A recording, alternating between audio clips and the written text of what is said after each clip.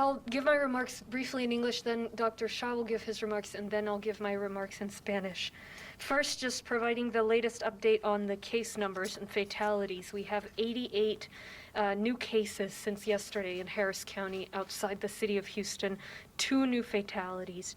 In total, 8,416 cases across the city of Houston and Harris County, and 183 deaths across the county, including the city of Houston. Sometimes you think the numbers sound small, but over 80,000 people have died of coronavirus in the United States. So this is something that continues to be preventable, and that we have to continue to fight aggressively to protect the lives of our friends, our neighbors, our parents, our grandparents. These aren't just numbers, and that's why we're continuing our effort. I came here today to greet and begin deploying one of our new classes of contact tracers.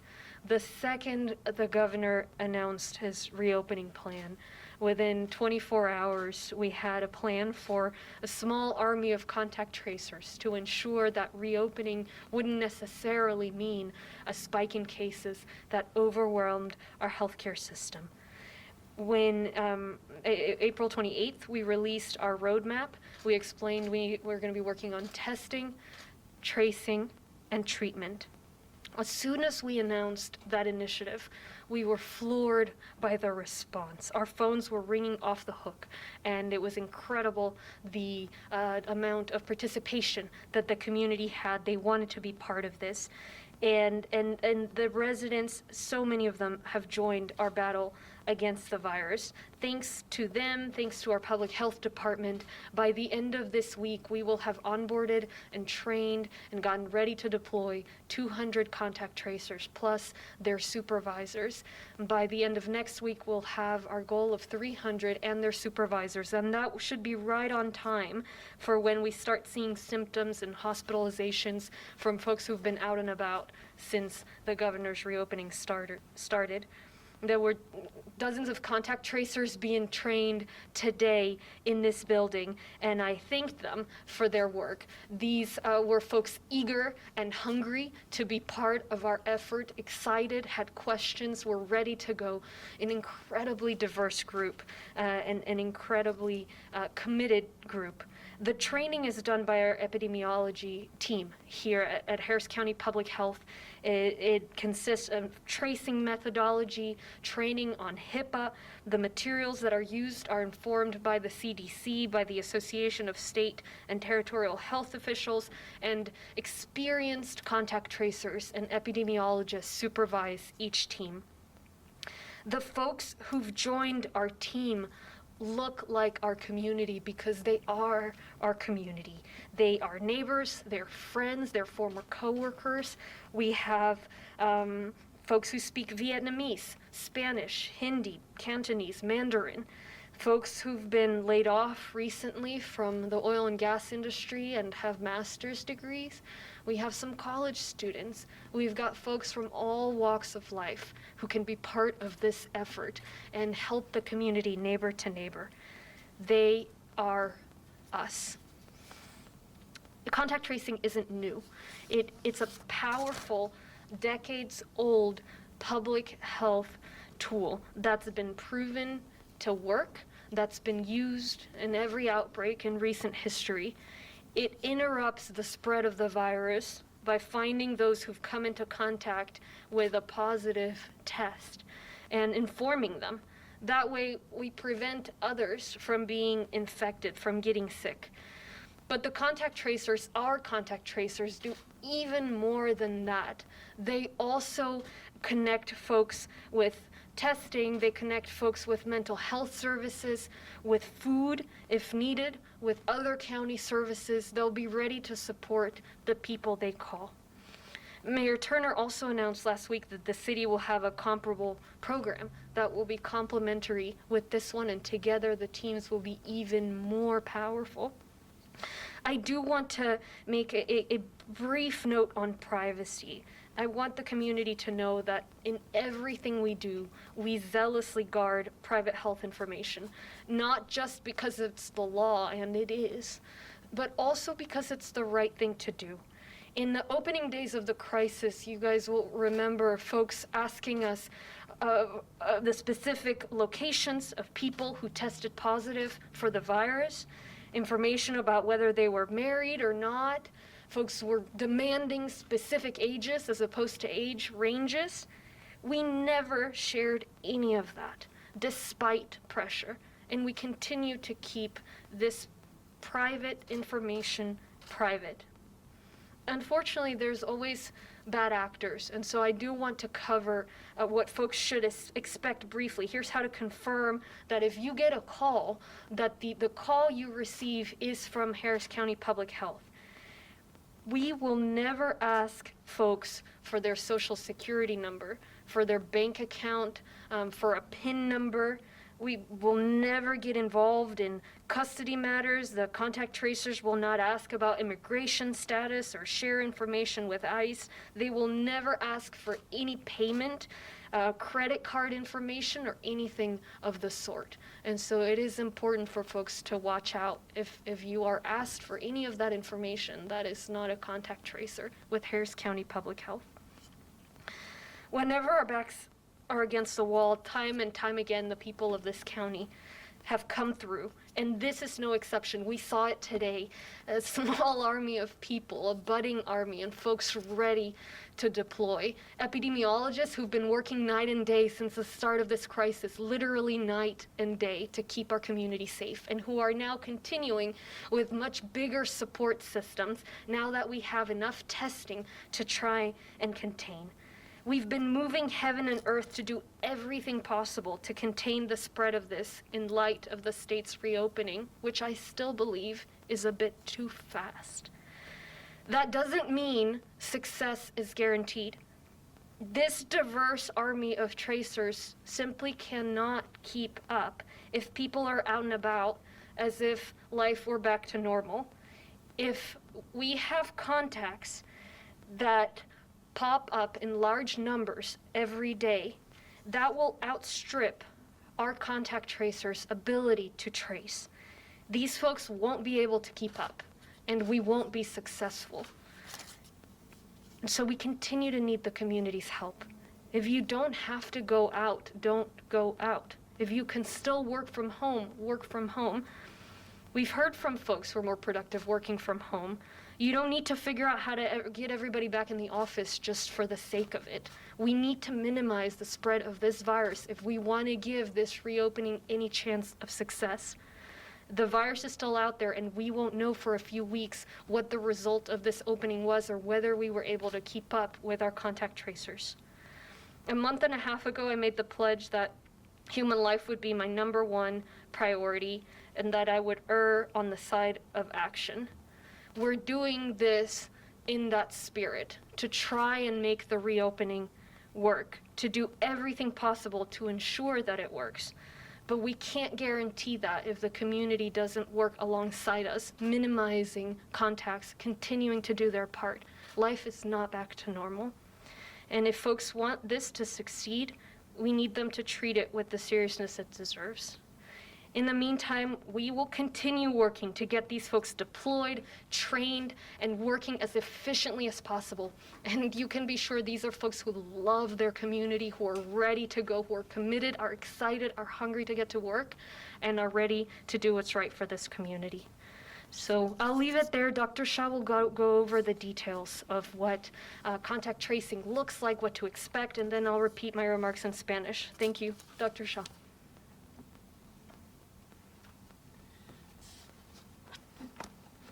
Thank you, Judge. Let me first of all let me first of all introduce myself. I'm Dr. Umair Shah, the Executive Director of Harris County Public Health and the Health Authority for Harris County.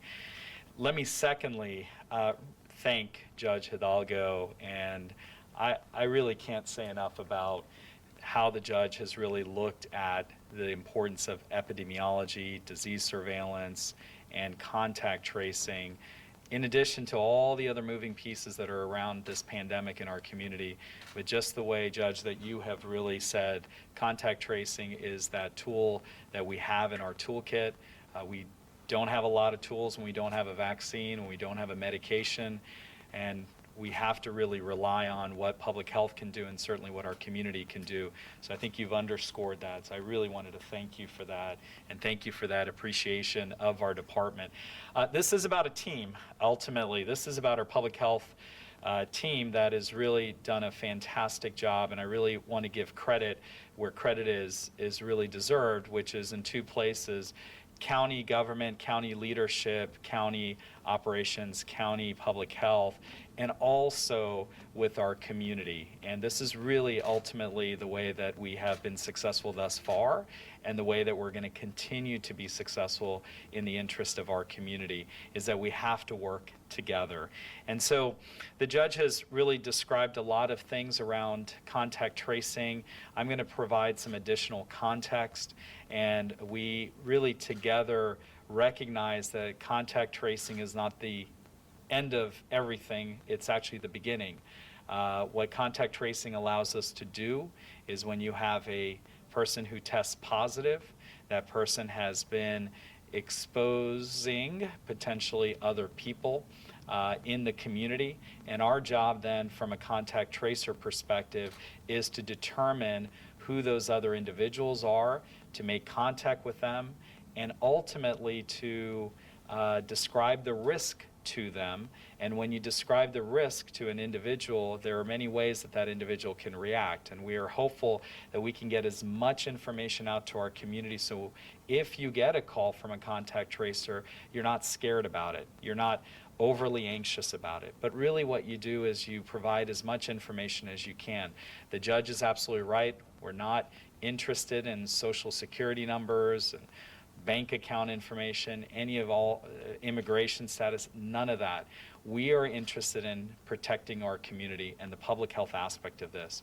So we will be asking what are the kinds of people that, the numbers of people that you've been around, the places where you've been around, and trying to get a determination of risk. But also we're trying to get that individual to tell us if they have symptoms. If they do not have symptoms, that's good. We would tell them to isolate. But if they have symptoms, we certainly want to make sure that we do everything we can to protect others around that individual, that contact of a case. And ultimately what we want to do is to get that individual tested. And I think this is why this is so important, that it starts with testing, and we're doing everything we can to continue to remind people to get tested whether you have symptoms or not. It then becomes an individual who's tested positive, and we are now tracing the contacts of that individual, making contact with those contacts. And then those contacts, if any of them are with symptoms, we jump on that with a priority. Obviously, everybody that has been in contact, and we verify the amount of exposure, then we would also recommend, because we're recommending even those without symptoms, that contact get tested. And that then starts another cycle of another individual who's been tested, who might then test positive, and they may have contacts, and so on and so forth.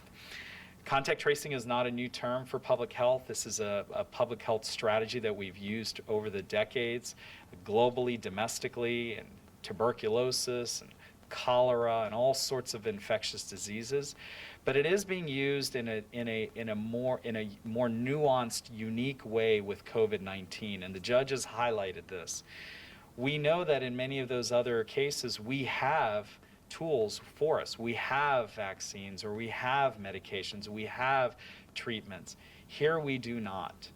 And so the only thing that we can do is really remind our community that all the measures that you all have been taking, and thank you for taking those, physically distancing from others, making sure that you wash your hands, making sure you wear the cloth facial coverings. If you're sick, you don't go out and expose others. That goes hand in hand with contact tracing, because if we do determine that somebody needs to be tested, needs to be reached out to, we want to make sure that you're helping us. So when you get a call from us, we are very much going to ask questions, and let me go through some of these. When did your symptoms start? What were those symptoms? Did you seek medical attention? Tell us about any pre-existing medical conditions.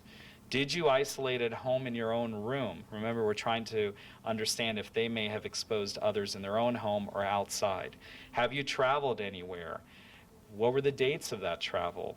What was the mode of transportation? Are there any other contexts in your household? How many people live in your household? We may ask for information that is going to really provide us additional details about other people. But we are going to ask for information about work and where do you work? Do you work? Are there other places you've been? Are there coworkers that you've been around? How about your boss, your supervisor? How many people do you work with? What about your office setting? Where else have you been? Have you been to a church or another faith gathering? Have you been somewhere else in a large group? Have you been in places where you weren't socially distanced? These are the kinds of questions that we're trying to ask individuals, because ultimately, as we ask these questions, it really starts to give us the picture of this overall puzzle of what's happening in that individual's lives. We will never ask financial banking information, social security information, or legal status. If anyone asks you those questions, they are not with Harris County Public Health. They are not part of our contact tracing team, and you should be concerned about fraud. And if that is the case, we want to make sure that you let us know. Still come back and let us know at the health department so that we can notify the appropriate authorities. One person can touch as many as 5, 15, 20, sometimes markedly more people in a day or in a week. And we want to make sure that we are making contact with all those individuals. So one of the biggest things that we want to make sure our community understands, and Judge, this is the last thing I really wanted to say, is that contacts are very much a part of the puzzle for epidemiology. And the judge has been very supportive. We started off, and you met many of our epidemiologists. We started off with the program about 25. We've grown to over 100 people.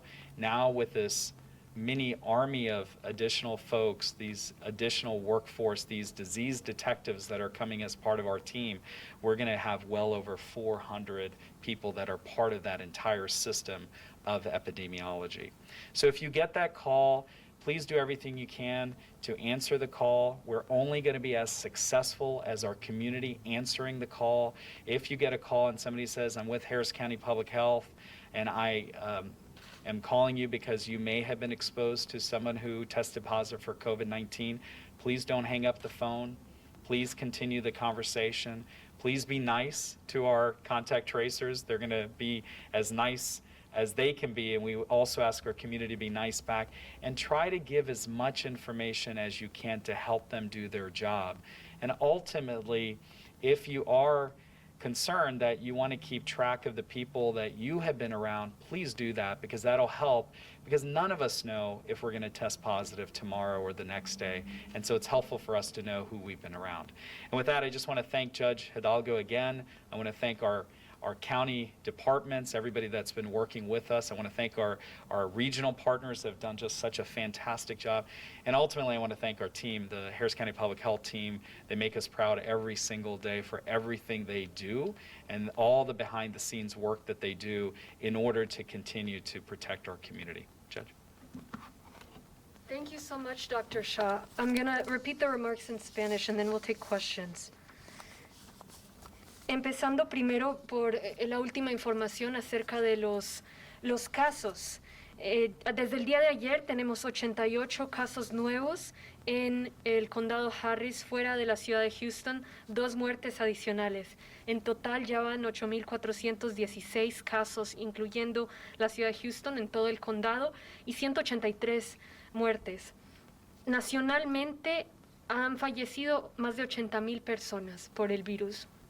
Entonces, cuando recordamos esos números de las muertes, es importante saber que son números enormes y son muertes que pueden haber sido prevenidas. No son solo números, son vidas. y por eso seguimos con el esfuerzo de contener el virus. Hoy vine a saludar y empezar a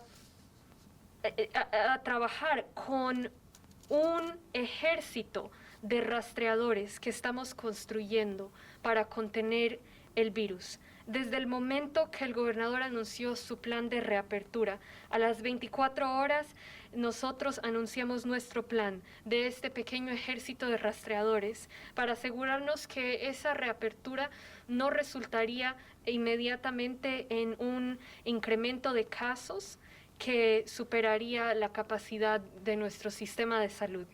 El 28 de abril anunciamos nuestro plan de pruebas, rastreamiento y tratamiento. La respuesta de la comunidad fue increíble. Recibimos cientos de llamadas de miembros del público que querían participar y gracias a todos y al Departamento de Salud Pública, para el final de esta semana ya tendremos más de 200 rastreadores trabajando, incluyendo adicionalmente de sus supervisores. Entonces serán más de 200. Para la próxima semana, para el próximo viernes, ya habrán 300 rastreadores listos para trabajar y sus supervisores.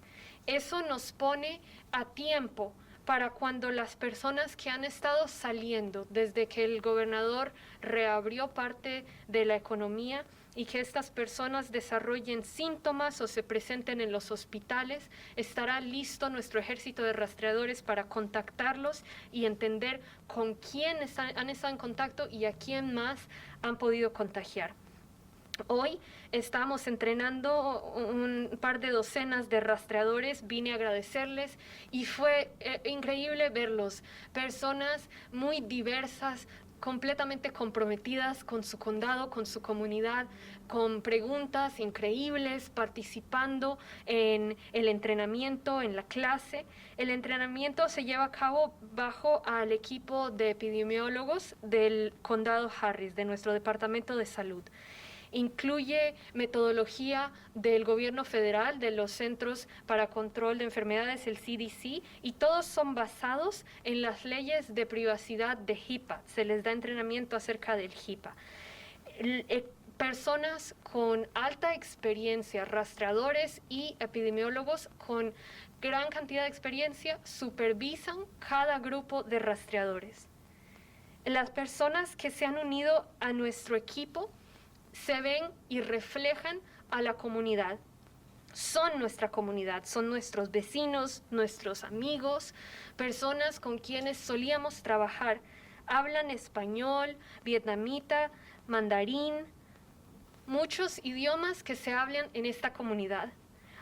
Algunos son personas que acaban de perder sus empleos en el sector de petróleo, petroquímicos. Algunos otros son estudiantes de la universidad. Hay personas con másters y doctorados y hay personas que simplemente han terminado la escuela secundaria. Pero todos están comprometidos con esta comunidad. Son nosotros, son nuestra comunidad.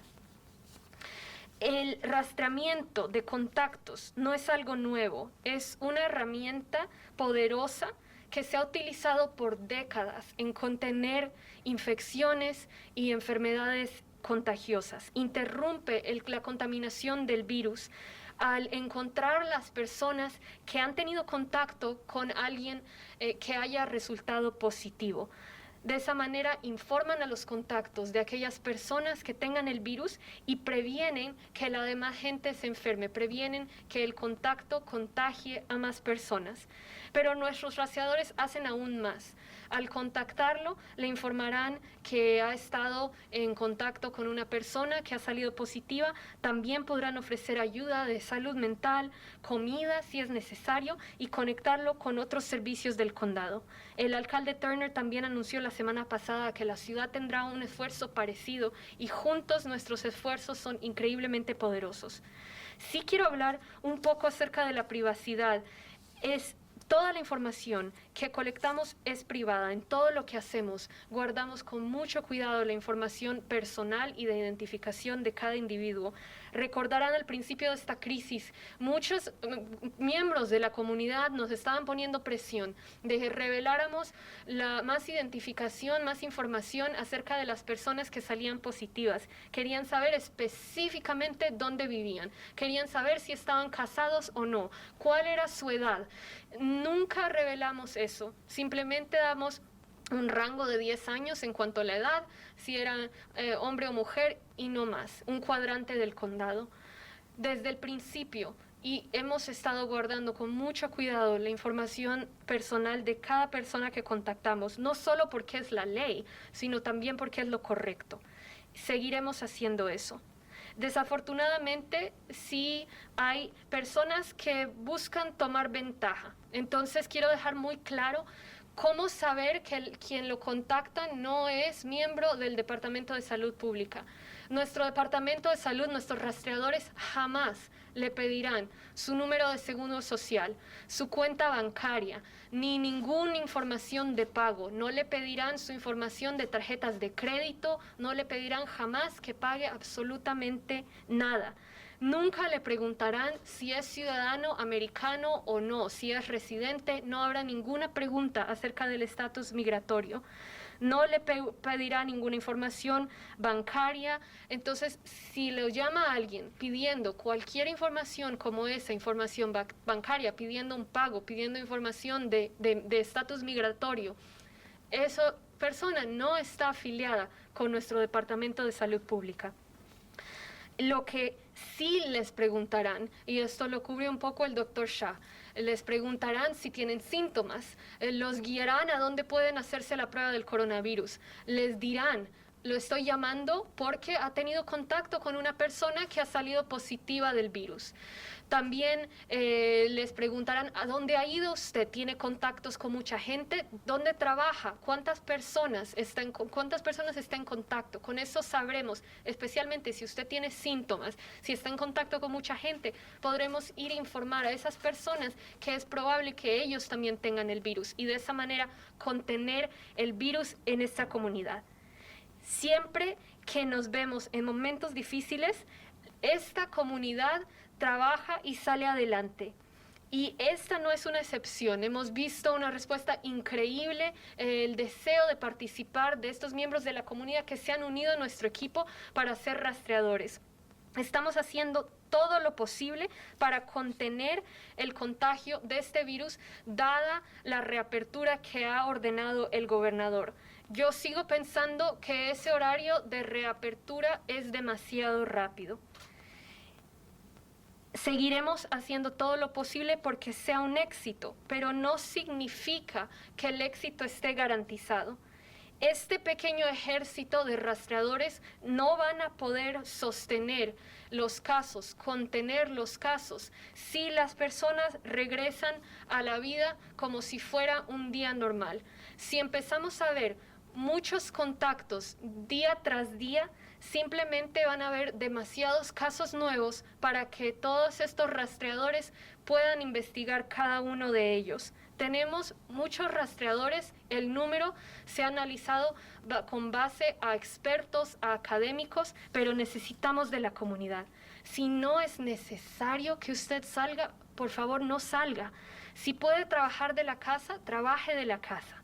Hemos escuchado muchas personas que trabajan más productivamente de casa.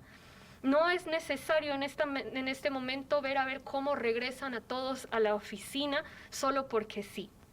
El virus todavía existe y si es posible estar en casa, limitar contactos, será más probable que seamos exitosos en este contenimiento y que podamos reabrir la economía poco a poco y no tengamos que volverla a cerrar. Hace 1 mes y medio, 2 meses, prometí que la vida humana sería mi prioridad número 1, que siempre tomaríamos acción y eso es lo que estamos haciendo. Pero esto no garantiza el éxito si no nos sigue ayudando toda la comunidad. Y si queremos que esta reapertura funcione, tenemos que tratar la situación con la seriedad que se merece.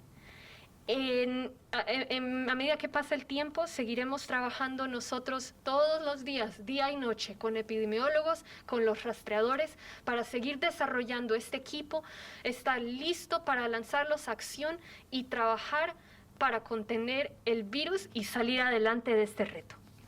Muchas gracias. Thank you all so much. Dr. Shah and I will take questions now. Can you talk about how your contact tracing plan is going to compare to what the state is doing separately?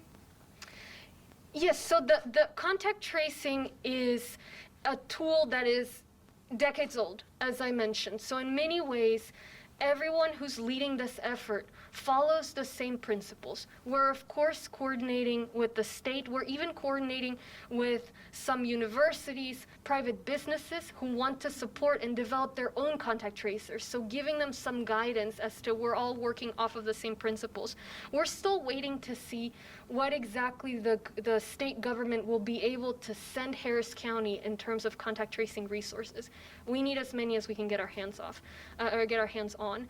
Now, we're not going to assume that those resources are going to arrive. We're not going to take that for granted. And that's why even before the reopening was announced, we were working on a contact tracing plan. So we'll be ready to integrate as soon as those resources become available.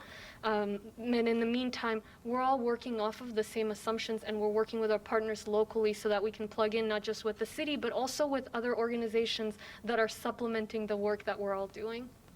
And will the contact tracing plan be sustainable here without any state resources if those never come? This plan was designed to be sustainable for a number of new cases that is reasonable. We worked on the number 300 with our public health experts, with experts at the medical center at Rice University. The sense is if we see a number of new cases every day that is likely to continue, that will not constitute an outbreak, these 300 contact tracers plus their supervisors, so we're well past 400 at this point, they should be able to contain if the community does their part. Now, that's the key, is if, folks decide to go out as if it were just any normal day, or say we have a concert, a big gathering, and 500 people get sick from a single event, and they each infect 2 people, 3 people, 5 people. At that point, even if we had 10,000 contact tracers, there is economies of scale to this, and there's a point at which you just can't keep up, and the definition of that is simply an outbreak. And so that's why for the foreseeable future, we won't have life as usual. Even as folks participate in this reopening, we're not done. The virus is still there. And so this is a number that we arrived at that should be able to contain. If we get more resources, we'll add them in, that's great, but there is no chance of success if the community doesn't do their part in terms of staying home to the largest extent that they can, wearing a face covering, and of course supporting our tracers. Do you have something to add, Dr. Shah? Yeah. Thank you, Judge. So for the comment about, or the question about the state, so the state has given, the Department of State Health Services has indicated to us that communities across the state can go in a few different directions. One is that the state handles the contact tracing. Another is that there's a hybrid approach where the locals do something and the state does some other aspect of it. And the third is that the locals are doing the work, and then they integrate or communicate back up to the state in some statewide fashion. We're still working through all those details, but the judge is right that this is really designed to be a local, sustainable solution for the interim, for the short, medium term, if you will.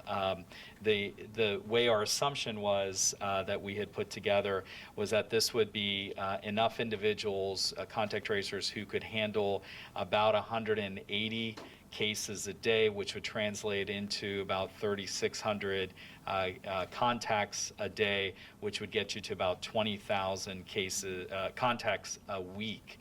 And those are the specific numbers, but I think Judge is absolutely right that as we continue to see this, we have to really, as we continue to move in this direction, we have to make sure that our community doesn't forget.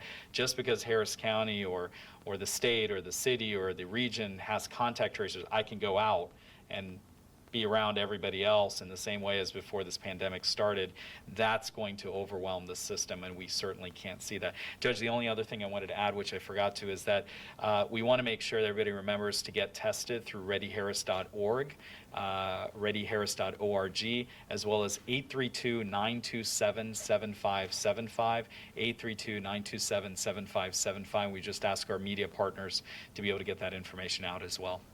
So, just to follow up, for the contact tracers, do you like literally say, okay, today here's 115 new cases, everybody gets a person and off you go? Is that sort of how it works? And when does that actually like get started?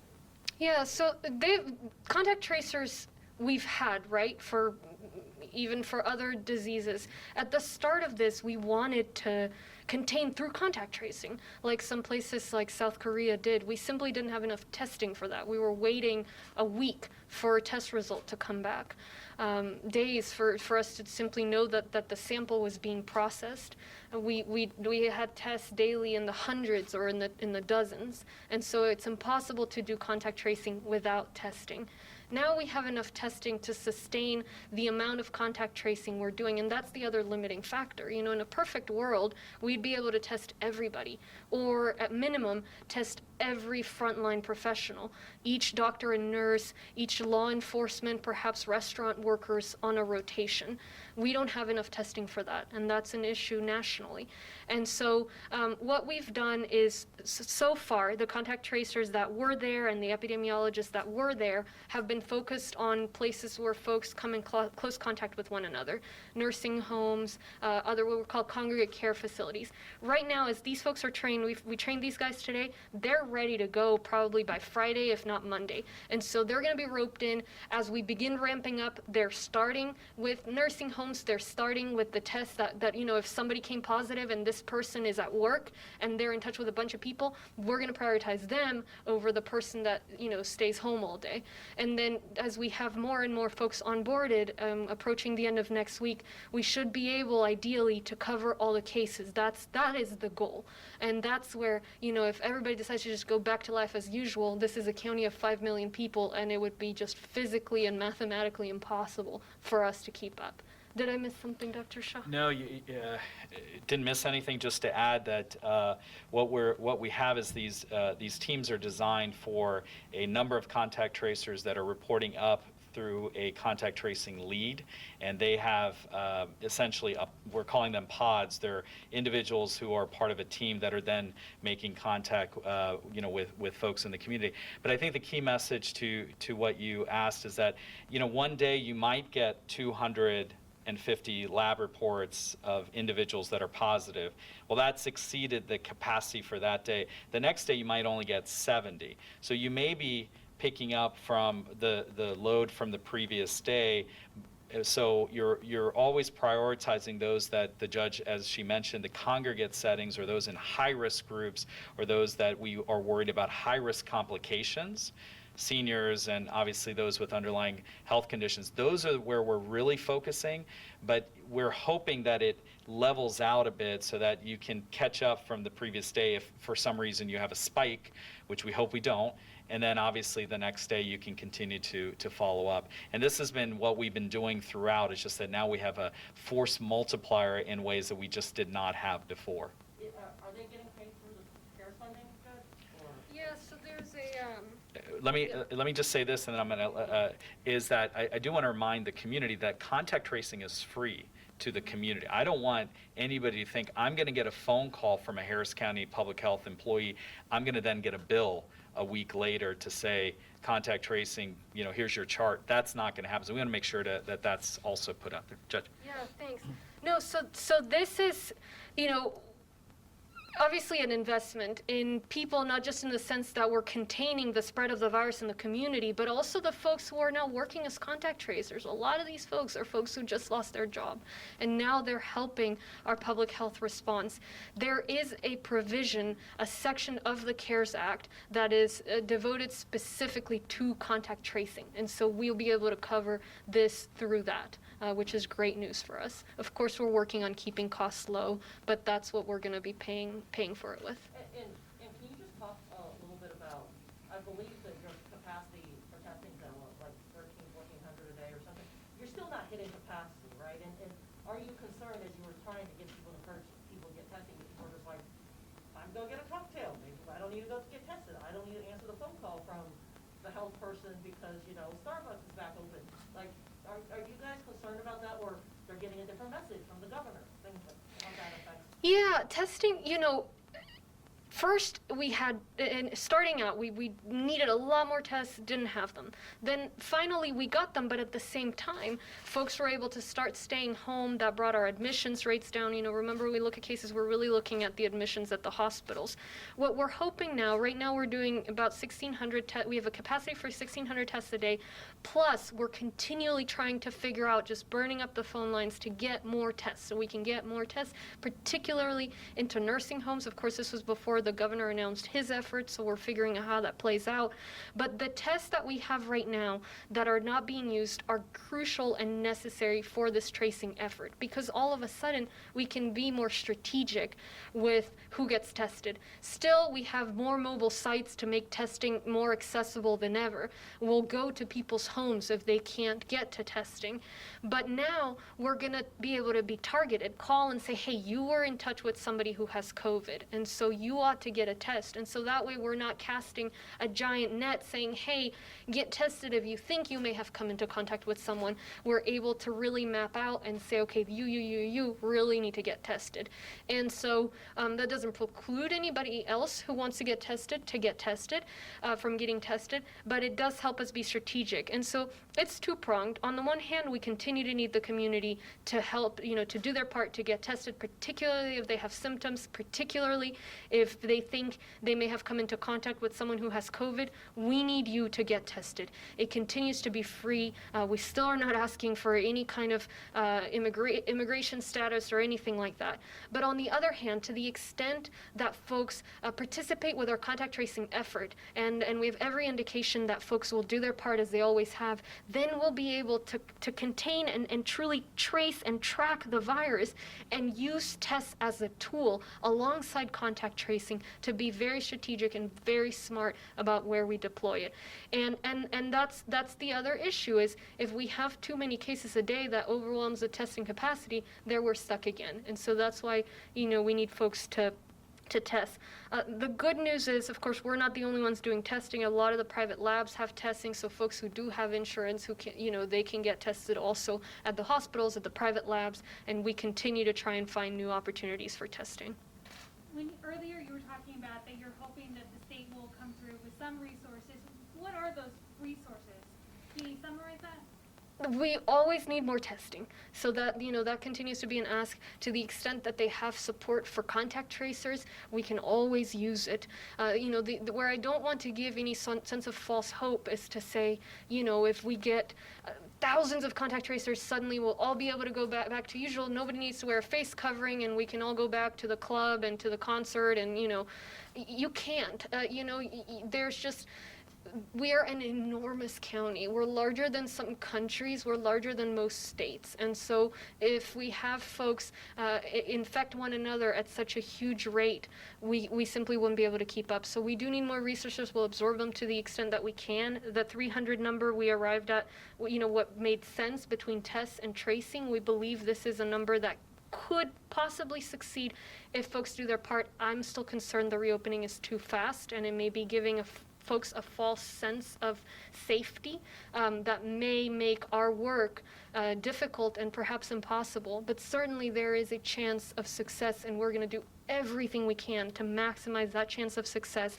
This has been our #1 priority for the last few weeks, and everyone who we've recruited and trained is ready to go, and they're the best of this community. So we're giving ourselves the best chance, and we just need the community's help as well.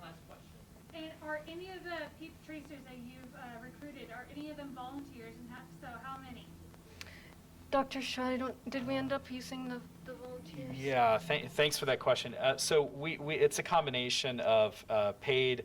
We do have some volunteers, especially students that have wanted to be a part of this. I can't give you an exact percentage. We can get that for you. But I will tell you that the judge is absolutely right. These are individuals that are part of our community. These are folks who are, in essence, wanting to give back and not knowing how to. And so I had a conversation with a few of them earlier, and they said, you know, we've been watching the pandemic.